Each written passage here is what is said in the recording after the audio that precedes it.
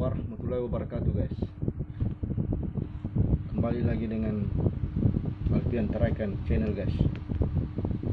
Kali ini kita akan membuat video reaction guys. Ini masalah sengketa maritim. Oke guys. Nah inilah dia video reactionnya guys. Habis Natuna muncul sengketa maritim dengan Malaysia guys. Ini terbaru hari ini baru kemarin guys dipublikasikan guys. Oke guys, jangan lupa di subscribe, like dan komen guys. Kita lanjut guys.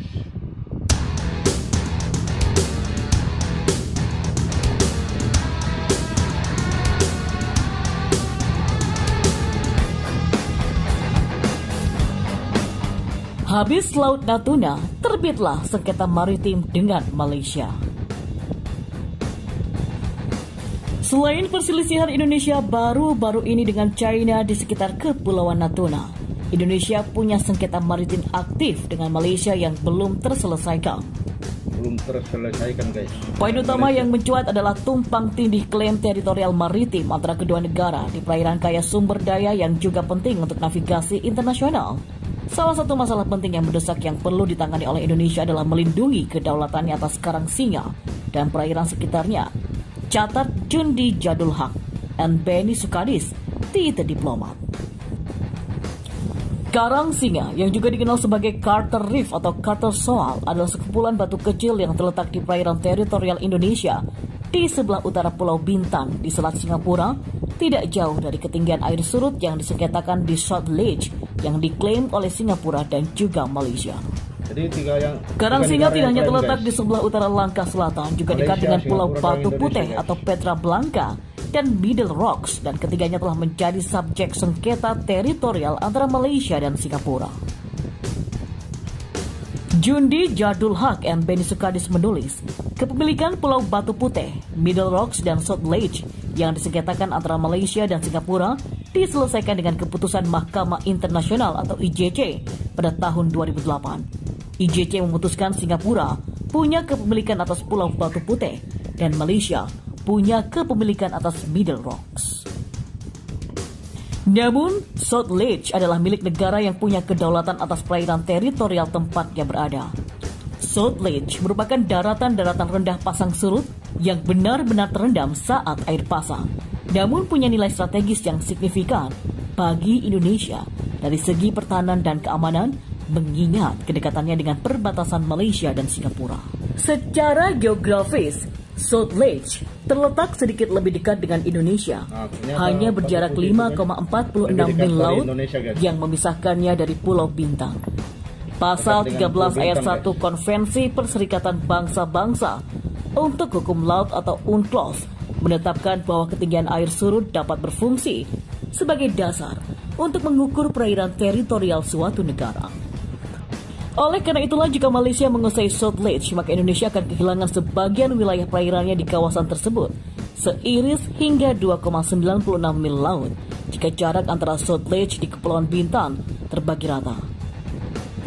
Dan ini akan memungkinkan kapal asing untuk berlayar lebih dekat ke Bintan tanpa memerlukan persetujuan atau otorisasi dari Indonesia. Oleh karena itulah, Indonesia perlu meningkatkan upaya pengamanan atas apa yang dianggap sebagai wilayah kekuasaannya di kawasan tersebut. Untuk mencapai hal tersebut, Indonesia harus segera mengukur wilayah perairannya dengan menggunakan Karang Singa sebagai baseline sesuai dengan pasal 13 ayat 1 UNCLOS dan menyimpan peta teritorial yang dihasilkan ke PBB untuk mempublikasikan klaim wilayah maritimnya di daerah tersebut.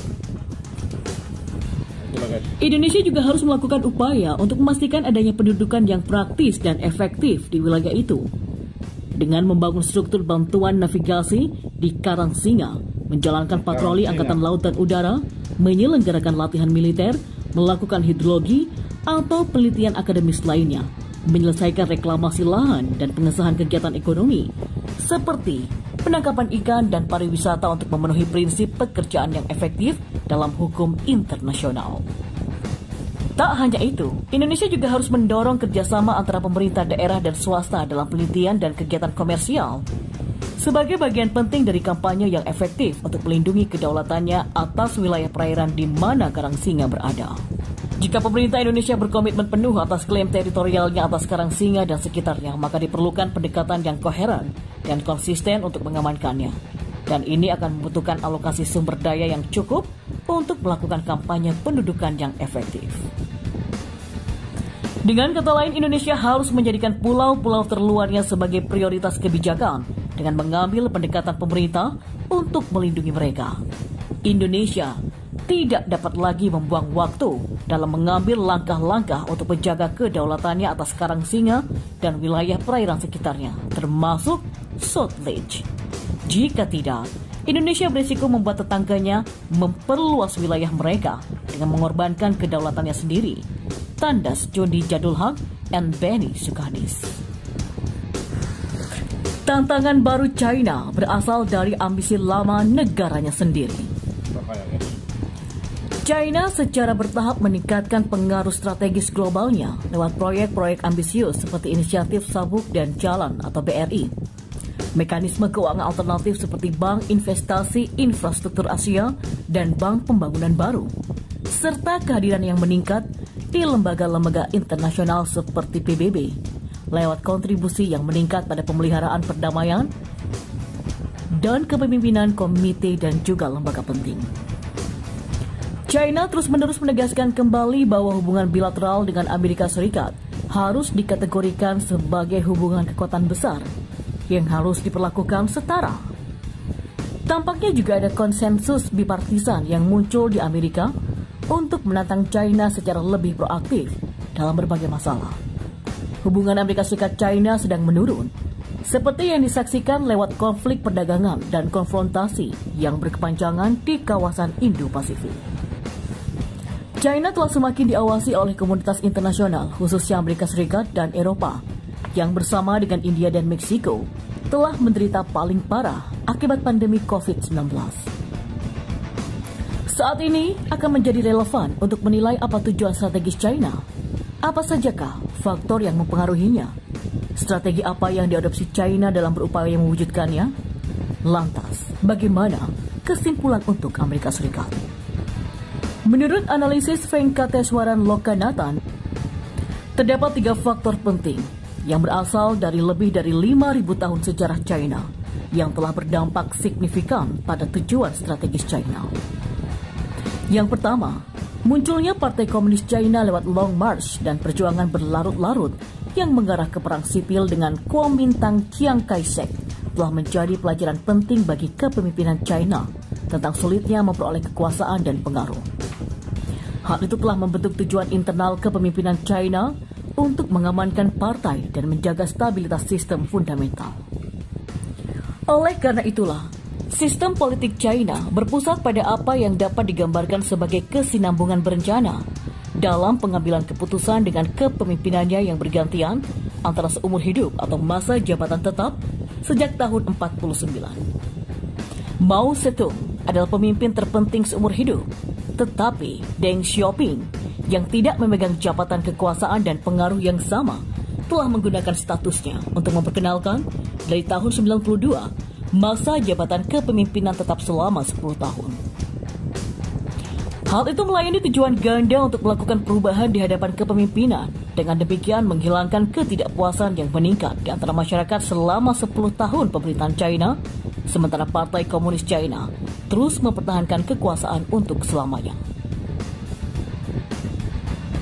Dengan menghapus batas waktu 10 tahun pada 2017, Presiden Xi Jinping telah kembali ke Mao dan sekarang menjadi Presiden Negara, Sekretaris Jenderal Partai Komunis China, dan juga sebagai pimpinan militer seumur hidup. Yang kedua, pengalaman sejarah China dengan intervensi asing yang disebut sebagai abad penghinaan dan periode kekerasan yang berkelanjutan termasuk selama pemberontakan petani, pemberontakan Ming yang terakhir, periode negara-negara yang berperang, pemberontakan Taiping, dan revolusi Xinhai, sebagian besar berkontribusi terhadap penekanan Partai Komunis China untuk menghilangkan kerentanan keamanan dan membatalkan intervensi eksternal atau internal yang dipaksakan. Naskah China juga menegaskan bahwa penyatuan menempati posisi penting dalam pemikiran strategis. Oleh karena itulah, mencapai penyatuan mencakup membawa Taiwan ke bawah China daratan, menghilangkan unsur-unsur pemecah belah di Tibet dan Xinjiang, serta mengintegrasikan agama dan etnis minoritas dengan arus utama populasi ateis Han. Pendekanan pada penyatuan juga membantu dalam memastikan kepemimpinan China tetap waspada terhadap perkembangan di Taiwan, Tibet, Hong Kong, Xinjiang, atau bahkan di dalam Tentara Pembebasan Rakyat China atau PLA dan partai sendiri. Yang ketiga, untuk memastikan stabilitas sistem fundamental, kepemimpinan China terus menegaskan kembali posisi alami negara tersebut yang secara historis ialah kerajaan tengah, di mana pemerintah China adalah inti yang menegaskan pinggiran negara lain dalam sistem internasional yang dikelilingi. Sebagai intinya, kepemimpinan China menggambarkan, terutama kepada rakyatnya, bahwa China luar biasa, serta punya peradaban, filosofi, dan warisan budaya yang unik. China mungkin mengejar ide-ide serupa seperti negara lain, tetapi kepemimpinannya secara konsisten menekankan pada strategi dengan cara China.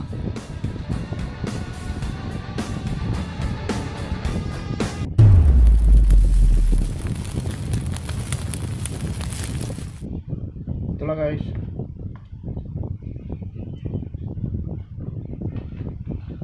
Nah, itulah tadi guys. Selesai masalah Natuna, kembali lagi masalah sengketa maritim guys di antara Indonesia dan Malaysia.